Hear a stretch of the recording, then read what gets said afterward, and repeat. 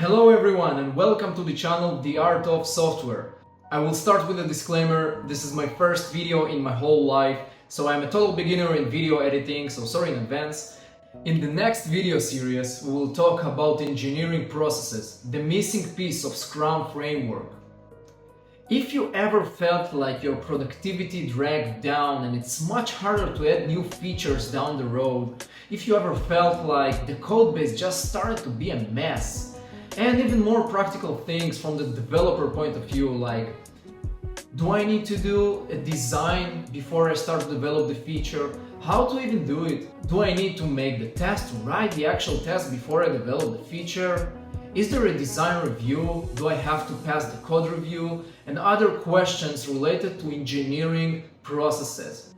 I try to invest a lot of time and effort around this topic to try to find the best answers to these questions. Of course that there is no one solution to these problems. So even if you raised one of these questions and it might be relevant to you, or you even want to just learn about engineering processes, I really hope that you will get the value from the next video series. So stay tuned and I really hope that you will enjoy it.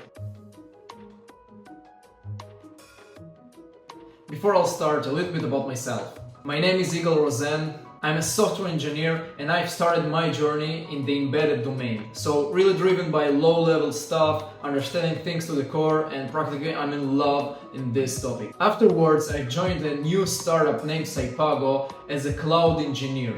Learned more about high-level programming and modern technologies. Then I received a great opportunity and became a team leader, changed a lot of my perspectives, learned a lot of soft skills about what it means to be measured by the team and not on individual outcomes. And today I'm the director of architecture and processes and maybe even a vlogger, so let's see. In the next video I will emphasize the second subject as part of my responsibility about the processes. I am devoting a big part of my life to become a better programmer, a better software engineer, and I learned down the road from a lot of different sources. And by the way, if you have a great source around generally about this topic, please share it in this video. In this channel we will explore together how to make an art out of a software, how to make the next step, from the term that I don't like, code monkey, to become a software artist. This is the target of this channel.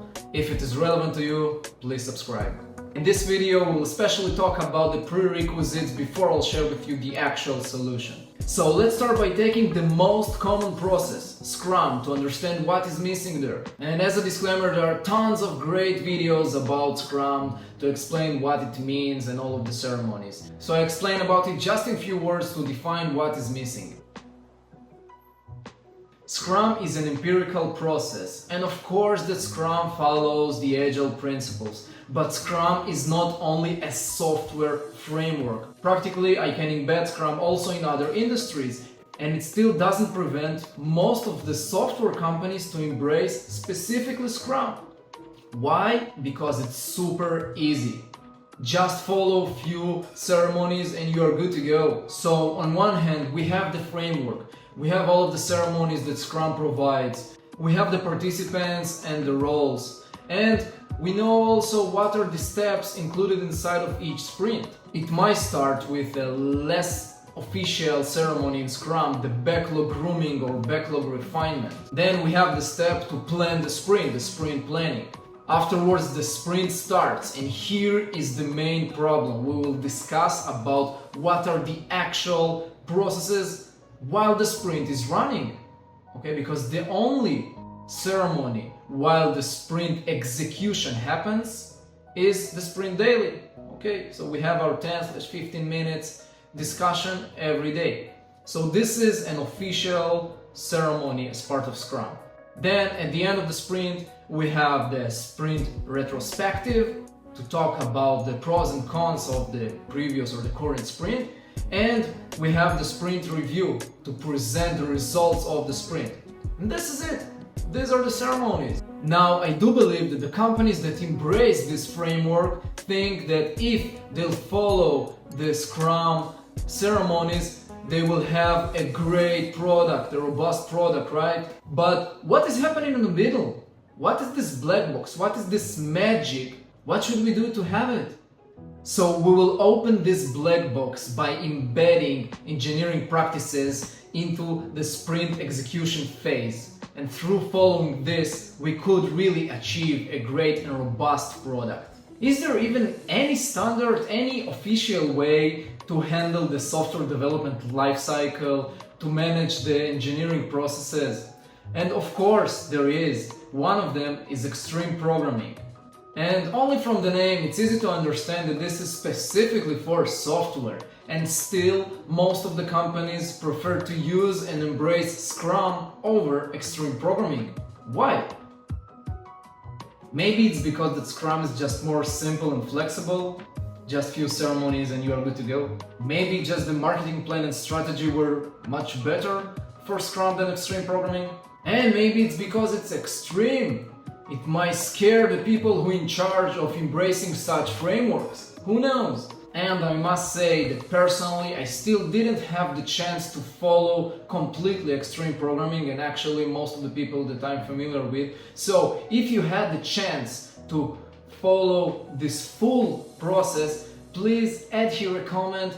I'm pretty sure that there are companies that left this framework because of one of these reasons, but I suppose that the main reason is related to the extreme programming principles. And this is the best way, in my opinion, to present what it is extreme programming. This is not the main target of this video. I can make a full video only on extreme programming, but let's get a taste of what it means. So as you can see here, we have the inner blue circle. It presents the technical disciplines practices. As you can see, it has the refactoring, the simple design, the pair programming, and the test-driven development. And now try to think from the manager's point of view. Refactoring? Simple design? Do we really want to be driven by these practices? What about pair programming? Do I want to set two developers on the same feature? Is it effective? And the last one, test-driven development. Now this is a huge topic and I will make a video only on TDD. This is not the target of this video, but think from the manager's point of view. Do I really want to define the test before I start to develop? Do I need to make an actual focus on this? Not sure. And you can see there the green circle in the middle. This is the team-facing practices. And we have the red circle, the business-facing practices. Now take a look over the practices here. The whole team, the planning game, small releases, customer tests, and it might sound familiar. You can recognize from here Scrum, right? This is defined as flaccid Scrum. Scrum without the internal engineering practices. As Aristotle said, quality is not an act, it's a habit. And I do believe that today's velocity is determined by yesterday's quality. In my opinion, most of the companies just have to embrace engineering practices in their frameworks to keep the same pace. In the next video, I will share with you how we have improved our software development lifecycle, how we have embedded the engineering processes inside of our Scrum execution phase. If this information might be useful for you, please subscribe here. I can't wait for the next video to present the software development lifecycle flow. Thank you for listening, I really appreciate it, and see you in the next video.